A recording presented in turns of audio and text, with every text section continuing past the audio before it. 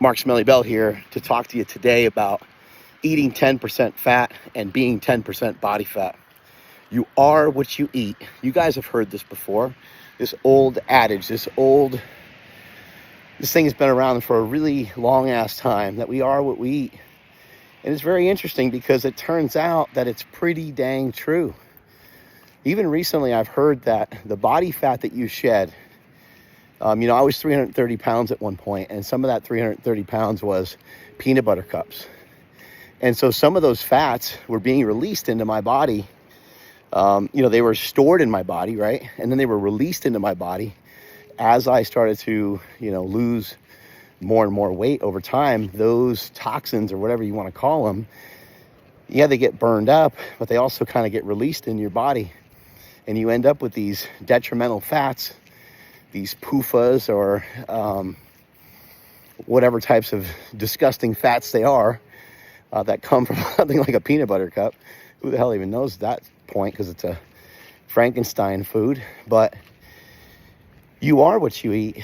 That is what's on your body. Now, if you're somebody that has a more controlled diet, and you have some omega-3s, and you have some grass-fed, grass-finished beef, and you have some fish, and some so on and so forth, well, those are the fats that are going to be released for energy if you start to lose some weight at some point.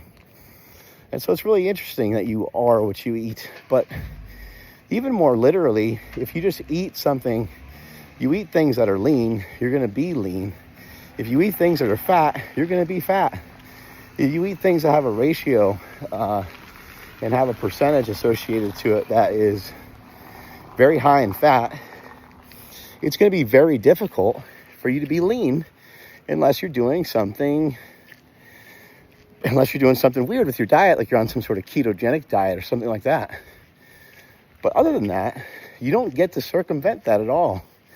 And actually, I find it to be very interesting that people that get themselves down to 5 and 7% body fat, they literally are oftentimes consuming 5% of their diet from dietary fat. That's literally what they're doing. That's kind of astonishing. And how come we haven't really heard anybody talk about that before? I've talked about it before. I've mentioned it many times now, especially with the single digit body fat series, which started about maybe around 2 years ago. I'm hauling up this hill, so if I start to sound fat, it's because I'm fat. Fatty McGee, you're the fattest. But I like the stairs. They're fun. So you get a little wheezing going on. I got a wee bit of a cold from being in Ireland and Scotland for about 2 weeks. Great vacation, by the way. Just amazing time with my family, children, my wife, my kids. My children don't even know what to call them at this point because they're adults. So every time I bring up my kids, people are like, "Oh, how old are they?" Thinking I'm going to say like 7 and 8 and stuff. My son's 21. He's a filmmaker. My daughter is about to be 18, and she is a student heading off to college soon. So both kids will be out of the house soon. Be an empty nester. Get our space back. Anyway, back to the matter at hand is you guys are too fat, right? That's where we're leaving off. Many of you watching this, you're fatter than you want to be. You want to be less fat. If you want to be less fat, just eat less fat. It could be that simple. I know that in the past I've said the same thing about carbs, and that can be true as well. Let's not forget the utility of a low-carb diet. Let's not just leave that on the side of the road for it to just sit over there and die. It can be effective. It was effective. It did work for me. Lost over 100 pounds, kept it off. It worked. How do we define work? Well, it seemed to work great, right? For me, it worked really well. But now I'm in a different spot in my life, and I want to try different things. And I started messing around with this lower fat diet via some of the advice from Cole Robinson and just some other things I was seeing from the Pete people out there, the Ray Pete people. And I knew a lot of this from doing bodybuilding. I did a bodybuilding show before. Went in there and smoked everybody. It was great. Learned some cool things from Hani Rambod, one of the greatest coaches around. He took my fats down pretty low. And over the years, learned a lot from Stan Efferding, the Rhino, former professional IFBB pro, world record holding powerlifter. And you'll see what's really common in bodybuilding. Not that everyone else should follow a bodybuilding diet, and not that the bodybuilders have the healthiest practices all the time, but they do know about body composition, and they know how to get insanely great shape, and they do so by consuming protein and by really targeting and lowering those fats. They attack the fat. You're not going to see an onstage bodybuilder with more than 30% of his calories coming from fat. In fact, it would be hard to find someone over 20% in terms of the fat that they consume. Obviously not their body fat percentage, right? But I do think it's that simple. If you want to be 7% body fat, then you would want to consume things that are 5 to 7%. You would want to have your diet come from very low amount of fats coming from, very low amount of your calories coming from fat in your diet. And I'm not saying that works that way. I'm not saying 5%, 5%. Doesn't work that exact way. But it's, something to that effect is basically what I'm trying to share. And what I'm trying to say is that kids are having a race over here, pretty cool, with their dad. This kid's keeping up pretty good. But you get the idea is that when you eat lean, you be lean. What are good sources of lean meat? Well, I talk about it all the time. You got shrimp, you got scallops. Pink salmon is a good choice. Pink salmon has, only like 3 to 5 grams of fat, so it's pretty lean. It also has a good amount of omega-3s in there, so don't forget about that. That's important. It's an important nutrient. DHA and EPA are important for inflammation and important for a lot of other things. So I think they are. I've gone back and forth many times on my stance on omega-3s over the years, but I think we're better off having them in. That's why for probably almost a year, maybe more like 8 months, I was eating oysters nearly every single day. And then from there, I just tried to keep seafood in almost every single day to some extent. And, things like the really lean fish, the white fish, isn't going to have any EPA or DHA because it has no fat in it hardly at all. So it has no omega-3s or no this or that. But if you just focus in on the lean meats, the shrimp, the scallops, the chicken breast, the lean turkey, 99% lean turkey,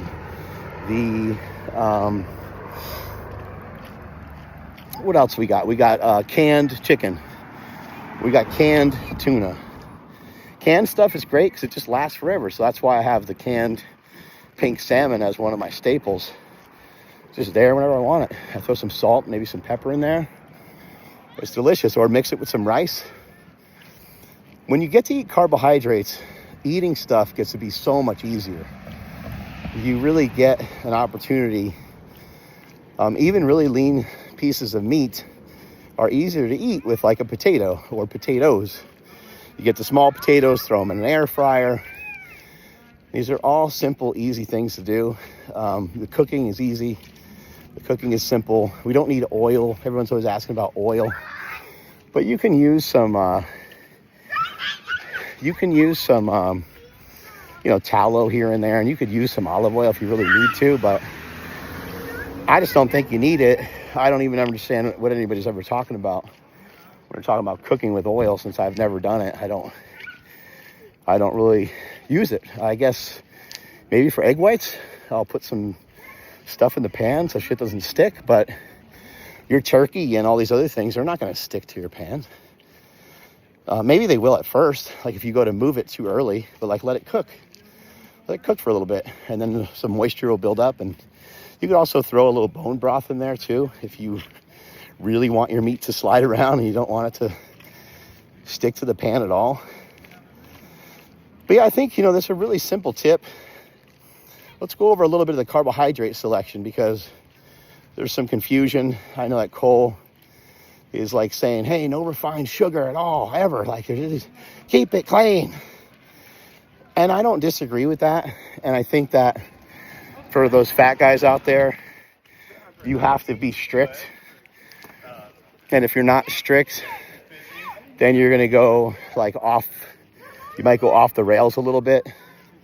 You also might overuse the sugar, which might not be a great idea for you. So each person's going to be a little different on how they can handle that. But I think that honey, maple syrup, sugar, candy, fruit, and fruit juice can still be in there, with fruit being the hierarchy. Fruit is the highest one. Fruit, rice, potatoes is what you really want to hammer. Those are your main carbohydrates. And then derivatives of that. So you can have fruit juice. You can buy fruit roll-ups. You can buy, you know what I mean? Like, just give yourself a little more freedom with it. If candy is a problem for you and you hammer too much candy, then don't buy candy. Like, just don't be dumb. Don't be stupid with it. I eat some Sour Patch Kids here and there, but I don't have like such a taste for them that I'm like out of control. I'll eat some Red Vines here and there, but they just get to be gross to me after a bit. So whereas fruit, I can hammer quite a bit of fruit, but even that, my taste buds get like, after doing this diet for a while, your taste buds get straightened out and you don't care about it as much anymore. Obviously, vegetables are always going to be fair game. I really like rice cakes, and I don't see anything wrong with dumping a little honey on your rice cakes. I don't see anything wrong with adding some brown sugar to your oatmeal. It's just not a big deal. I wouldn't buy the packets that have the sugar in it already. I would only add a little bit of sugar on your own, so you can kind of titrate it in there and figure out what's good for you, and then maybe at sometimes you maybe don't use it at all type thing. I've been mixing, I really like Rice and Grinds a lot. That's a brand. That's a product I use a lot. It got a lot of good flavors, mainly just rice cereal. It's awesome. And I'll sometimes throw Frosted Flakes in there or corn flakes and throw some sugar on that. That's really good. I mean, we're just looking at ways of getting some carbs in. It really doesn't, I don't think you need to be married to the carbs being so, like the healthier the carbs is not going to necessarily lead you to just be all of a sudden be more ripped. It can help, because it can help you manage the calories, but there's nothing like a good hedonic response. A beautiful thing that you eat that tastes wonderful, that you really enjoy, is really powerful. It is really powerful. If it leads to you killing the box of cereal, I don't even see that big a deal with that either, honestly. But it can't lead you to go off the diet is the thing. What would going off the diet be? Well, off the diet would be that you're starting to, add a lot of fat, or you're eating ice cream. You know what I mean? That's off the plan. Because the goal is to stay on the plan. The goal is to do the deal, and do the deal every day. And when you start to get responsible for large amounts of macros, let's say 300 grams of protein and 600 grams of carbohydrates a day, good luck with that laundry list of shit to eat. That's a lot. That's a big ass commitment. So that's the whole point of this diet. So when you start to think about, okay, I got to eat that amount of food, well, then it kind of pulls down your ability to like fuck around, right? It messes with your ability to F around, because look how beautiful it is out here. Unbelievable.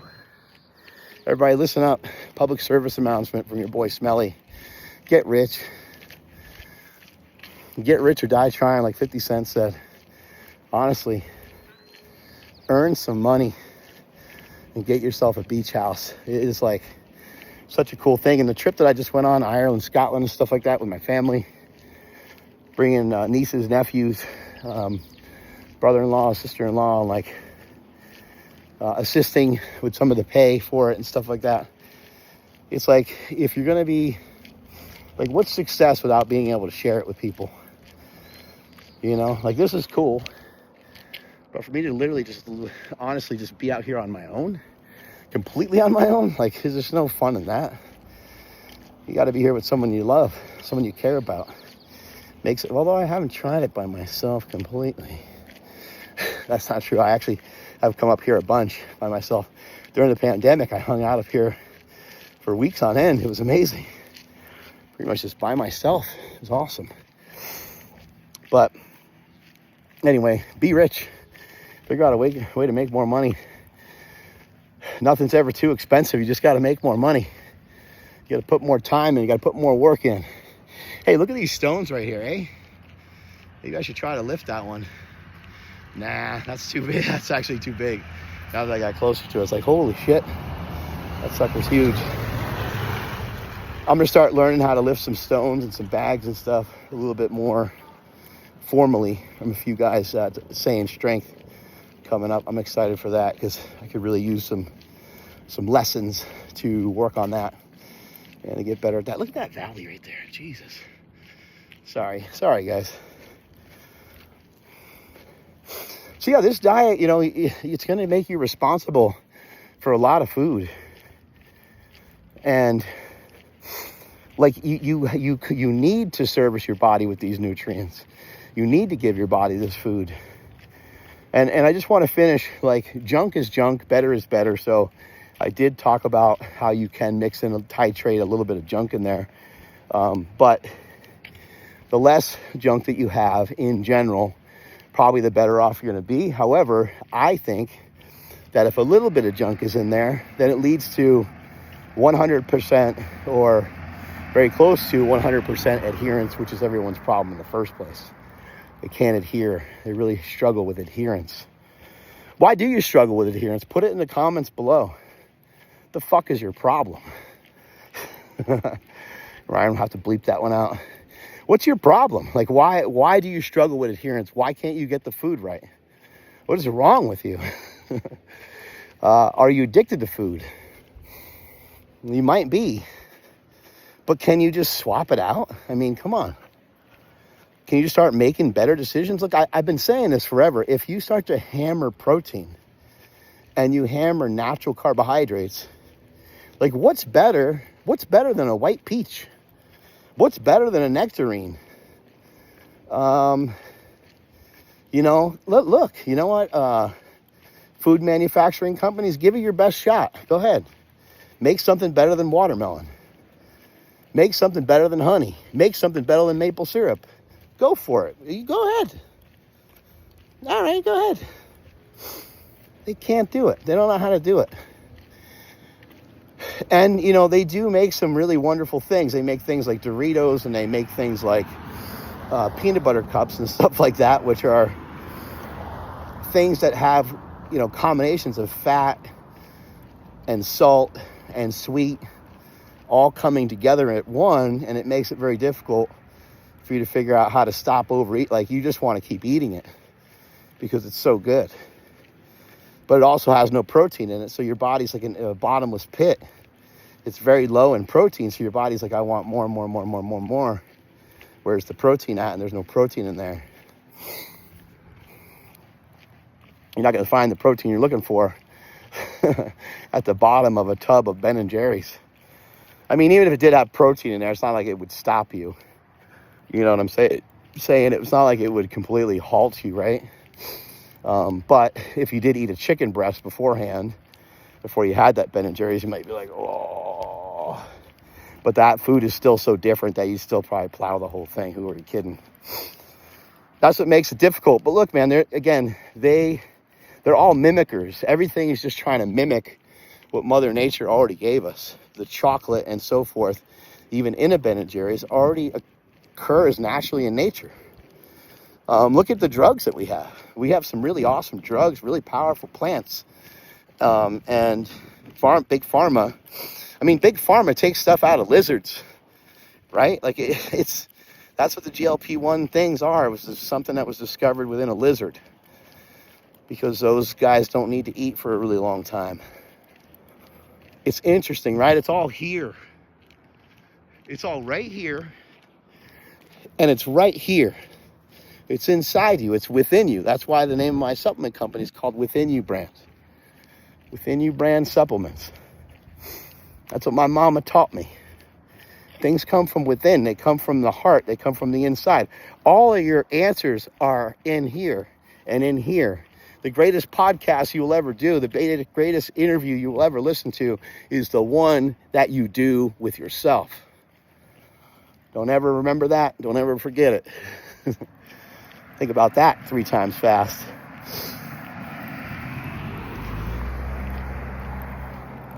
The answers are on the inside. Why? Why, God damn it? Why are you fat? Why? Why? What's going on? Why are you out of control? Why? What's the reason? I hear so many jokes when I start bringing up like a diet. And I walk away and I'm like, this is not even funny. This isn't funny. Like that guy made a joke about the diet that I do. He's 60 pounds overweight and his face is beet red. Like, bro, your blood pressure's through the roof, man. What the hell is going on over there? I'm not trying, again, I ain't trying to say I'm a picture of health. I'm not a health advocate. I'm not a person to listen to necessarily for health. There's other people you can go to for that. But I don't think it's any laughing matter. I think your nutrition needs to be serious. And, here's something that's really interesting I was thinking about the other day. I always think about the steroid thing because a lot of y'all put me on blast for steroids, and that's fine. I talk about them all the time, and I use them, and I love them. I'll be on and off them the rest of my life. I said that in Bigger, Stronger, Faster, a statement that I still stand by today at 48 years old. And yes, maybe I should kick them at some point. I don't disagree with that. Maybe it's not smart for me to do them. Maybe they're not safe. I don't know. I'm willing to admit all those things, right? Something I was thinking about the other day, though, when people are like, yeah, but steroids, but steroids, steroids. Like, that's what I usually see on my IG. Not so much here from you guys, because you guys on YouTube rock. You just want to pass everything off on steroids, and it's like, do you know that Mark Smelly Bell eats better than almost every single person that you could possibly think of? I have a better nutrition protocol than almost anybody that you can possibly think of. It may not always be the healthiest thing, but my point is that I'm on point with my nutrition in terms of my performance. It's to the T. The I's are dotted. The lowercase j's are dotted. The J's are crossed. The T's are crossed. Everything is accounted for. Always, all the time, without exception. There's even some experiments that I'll run. And those experiments might, throw one thing or not, one way or the other, but I go back to what's going to work best. And I'm not saying you don't know anybody that doesn't eat better than me. But most likely, if you were to name someone that eats better than me, guess what? They're probably on steroids too. They probably. So this idea that the people that utilize testosterone or TRT, that they're eating and stuff like that is not on point, and that everything's just steroids. Oh yeah, that's what did it. That's what pushed it over the edge. No, man, I've been smoking y'all for so long when it comes to nutrition, for so long. I've been eating amazingly well for so long. Yes, there were years where I was fat, but that was the goal, and that's what I was doing. I was bulking, and that was for performance, and I squatted over 1,000 pounds when I was putting my nutrition to the test. Benched over 800 pounds when I was putting my nutrition and my thoughts and my beliefs in my training. When I had to do them on the platform in front of 3 judges in front of a crowd, that's what I did with that. I took it to the furthest degree that anyone could possibly take it. I could not have taken it any further. I guess I could have gotten lucky and squatted 1,100. I guess I could have gotten lucky and benched 900. And maybe with a little luck and just having a really good day, I could have pulled 800 pounds. 766 is the best deadlift. 854 is the best bench. I did an 887-pound bench in Pleasanton, California that got turned down. That was right there. I mean, it was like the left side wasn't up. I'm glad the judge didn't give it to me. It wasn't a good lift. But it was right there. Over 400 kilos on a bench press. I pushed it to the limit. I pushed it as far as I could. But yeah, I just thought that was kind of a fascinating thing. I'm like, oh yeah, like I not necessarily diet hard, but I nutrition hard. You know, I don't have a problem following a plan. I used to, though, and that's what I want to find out from you guys. Why do you have such a hard time adhering to a plan? And why in the world would you have a hard time following this? This seems easy. Just again, to go over it, low-fat diet. Low-fat, smash a bunch of carbs diet. How many grams of carbs? I don't know. Go north of 500. See how that feels. Check your weight, you know, a week from now. Did it go way up? Is it moderate? Is it about the same? If you're eating 500 or 600 grams of carbohydrates a day and your weight's not going up, that's pretty dope. Then wrangle that protein in. See what happens when the protein is, you know, at 1 gram per pound of body weight. Then maybe experiment with the protein going up or down and play around with that a little bit. But keep the fat super low. Keep the fat at 5%, 10%. Or if you want grams, keep it 30 or under, I think. I think that's a reasonable number, around 30 or under. But you want to be really, really crazy lean, maybe you go with only 5% dietary fat, 'cause there is no such thing as a 0% fat diet. It's impossible to do. There's no real way of actually doing anything like that. But yeah, man, sink those fats down low. And if you want to be 5% body fat, eat 5% dietary fat. Strength is never weakness. Weakness is never strength. Multiply your hustle, multiply your muscle, and may all your shits be tapered. Catch you guys later. Bye.